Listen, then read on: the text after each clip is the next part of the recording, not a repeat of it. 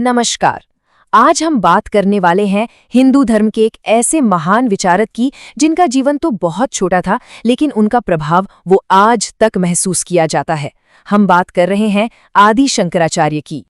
तो सवाल यही उठता है कि आखिर कैसे कैसे एक इंसान सिर्फ 32 साल की छोटी सी जिंदगी में एक पूरे देश को एक सूत्र में पिरो सकता है और एक पूरी आस्था को, एक धर्म को नई दिशा दे सकता है।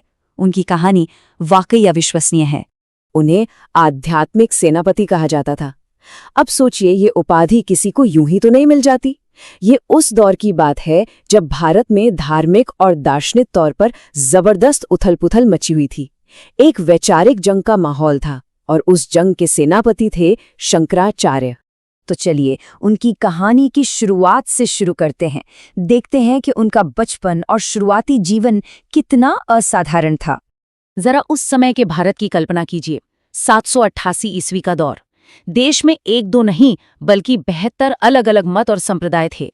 हिंदू धर्म खुद अंदर से कई शाखाओं में बटा हुआ था। एक तरफ बौद्ध और जैन दर्शन का प्रभाव था, मतलब विचारों का एक महासागर था जिसमें हर कोई अपनी दिशा तलाश रहा था। ऐसे ही माहौल में शंकराचार्य का जन्म हुआ। और उनकी प्रतिभा वो तो बस कमाल ही थी। आप देखिए, जिस उम्र में बच्चे खेलना सीखते हैं उस उम्र में उन्होंने क्या क्या कर दिखाया। 8 साल की उम्र में चारों वेदों का ज्ञान हासिल कर लिया और सन्यासी बन गए। सोचिए, सिर्फ 8 साल। 12 साल की उम्र तक आते आते वो सारे शास्त्रों के ज्ञाता बन चुके थे और महज 16 साल की उम्र में उन्होंने वेदांत के सबसे मुश्किल ग्रंथों पर अपनी वो महान टीकाएं लिख दी जो आज भी विद्वानों के लिए मील का पत्थर हैं। ये गति सच में हैरान करने वाली है। हर महान जीवन में एक निर्णायक मोड़ आता है। शंकराचार्य के जीवन में वो मोड़ एक नदी में आया। कहानी कुछ यूं है कि जब वो नहा रहे थे तो एक मगरमच्छ ने उनका पैर पकड़ लिया। मौत सामने खड़ी थी। तब उन्होंने अपनी माँ से कहा कि अगर वो उन्हें सन्यासी बनने की इजाजत दे दें तो शायद उनकी जान बच जाए। माँ ने रोते हुए हाँ कह दी और कहते हैं चमत्कार हुआ। मगरमच्छ ने उन्हें तुरंत छोड़ दिया। बस उसी पल उनकी नियति तय हो गई थी। तो सन्यासी बनने के बाद इस युवा विलक्षण प्रतिभा ने एक बहुत बड़ा मिशन अपने हाथ में लिया। एक ऐसा मिशन जो पूरे भारत को एक करने वाला था। उनका प्लान, उनकी स्ट्रैटेजी बहुत साफ थी। इसके 3 बड़े हिस्से थे। पहला था दिग्विजय यात्रा, मतलब पैदल ही पूरे भारत को नाप देना, कोने कोने तक पहुंचना। दूसरा था शास्त्रार्थ की शक्ति। ये कोई मामूली बहस नहीं थी, बल्कि ज्ञान की लड़ाई थी, जिसमें उन्होंने अपने तर्क और ज्ञान से बड़े बड़े विद्वानों को निरुत्तर कर दिया। और तीसरा, और शायद सबसे जरूरी, उन्होंने एक ऐसी नींव रखी जो सदियों तक टिकी रहे। 4 रणनीतिक मठों की स्थापना। और ये मठ कोई ऐसे ही कहीं भी नहीं बना दिए गए। इसमें उनकी दूरदर्शिता देखिए। भारत की चारों दिशाओं में एक एक मठ। उत्तर में उत्तराखंड में ज्योतिर्मठ, दक्षिण में कर्नाटक में श्रृंगेरी मठ, पूर्व में ओडिशा में गोवर्धन मठ और पश्चिम में गुजरात में द्वारका मठ। हर मठ को एक एक वेद की जिम्मेदारी दी गई। ये सिर्फ मंदिर नहीं थे, ये ज्ञान के केंद्र थे। एक ऐसा आध्यात्मिक और सांस्कृतिक नेटवर्क जिसने पूरे देश को एक साथ जोड़ दिया। तो असल में वो भारत को सिर्फ एक जमीन का टुकड़ा नहीं मान रहे थे। उनके लिए भारत एक जीता जागता सांस्कृतिक विचार था।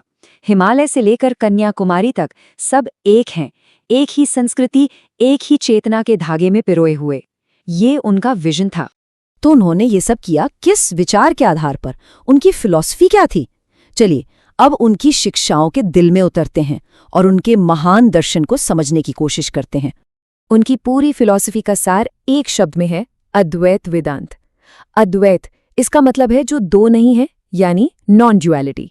आसान शब्दों में कहें तो जो हमारी व्यक्तिगत आत्मा है, जिसे आत्मन कहते हैं, और जो इस पूरे ब्रह्मांड की परम चेतना है, जिसे ब्रह्म कहते हैं, वो दो नहीं है, वो एक ही हैं। उनका एक बहुत प्रसिद्ध वाक्य है जो उनके पूरे दर्शन को एक लाइन में समेट देता है, ब्रह्म सत्यम जगन मिथ्या जीवो ब्रह्मैव नापरः। इसका मतलब है ब्रह्म ही एकमात्र सच है। ये जो दुनिया हमें दिखती है ये एक आभास है, एक प्रतीति, और हम सब यानी हर जीव असल में वो ब्रह्म ही है, उससे अलग कुछ भी नहीं। अब ये समझना थोड़ा मुश्किल लग सकता है, तो चलिए इसे ऐसे समझते हैं। एक तरफ है वो दुनिया जो हमें अपनी आंखों से दिखती है, जहां हम सब अलग अलग इंसान हैं, ये है आभासी सच्चाई, और दूसरी तरफ है परम सत्य ब्रह्म। इसे एक समंदर की तरह समझिए। समंदर में हजारों लहरें उठती हैं, हर लहर की अपनी अलग पहचान लगती है ना, कोई छोटी कोई बड़ी। ये है आभासी दुनिया यानी मिथ्या। लेकिन असलियत क्या है? असलियत ये है कि हर लहर पानी ही तो है, वो समंदर से अलग नहीं है। बस यही अद्वैत है। हम सब उस एक ही परम चेतना की लहरें हैं। ये तो हुई उनके जीवन और दर्शन की बात, पर सवाल ये है कि उनकी विरासत का क्या? आज इतने सालों बाद उनकी बातें कितनी मायने रखती हैं? 1200 साल! सोचिए, 1200 से भी ज्यादा साल हो चुके हैं और आज भी उनके विचार जिंदा हैं, उतने ही प्रासंगिक जितने तब थे। और उनका प्रभाव सिर्फ किताबों तक सीमित नहीं है। स्वामी विवेकानंद जैसे महान विचारक उनसे प्रेरित हुए और उनके ज्ञान को पूरी दुनिया में फैलाया। यहाँ तक कि आज के विज्ञान, खास तौर पर क्वांटम फिजिक्स में भी उनके दर्शन की झलक मिलती है। समाज सेवा में देखिए, शंकर नेत्रालय जैसे बड़े बड़े संस्थान उनके नाम पर चल रहे हैं। और भारत की जो दशनामी सन्यासी परंपरा है, उसकी नींव भी उन्होंने ही रखी थी। और ये विज्ञान वाली बात तो सच में हैरान कर देती है। क्वांटम थियरी के जो फाउंडर्स थे, उनमें से एक इरविन श्रोडिंगर, उन्होंने खुद कहा कि उन्हें वेदांत के इस विचार से प्रेरणा मिली कि जो सूक्ष्म में है वही ब्रह्मांड में है। आज क्वांटम फिजिक्स भी तो यही कहती है कि एक स्तर पर आकर हर चीज बस एक ही ऊर्जा है, देखने वाला और जिसे देखा जा रहा है वो अलग नहीं है। ये तो हजारों साल पुराने अद्वैत दर्शन का ही एक वैज्ञानिक रूप लगता है। आखिर में शंकराचार्य ने खुद अपने अनुभव के बारे में क्या कहा? वो कहते हैं कि जिस खजाने को उन्होंने पाया उसे शब्दों में बयान ही नहीं किया जा सकता, मन उसकी कल्पना भी नहीं कर सकता। तो ये हमें एक बहुत गहरे सवाल पर लाकर छोड़ देता है। क्या हो अगर वो परम सत्य जिसे हम बाहर खोज रहे हैं वो असल में कोई मंजिल है ही नहीं, बल्कि वो हमारे अंदर ही मौजूद एक एहसास है, एक ऐसी सच्चाई जिसे हमें खोजना नहीं बस पहचानना है।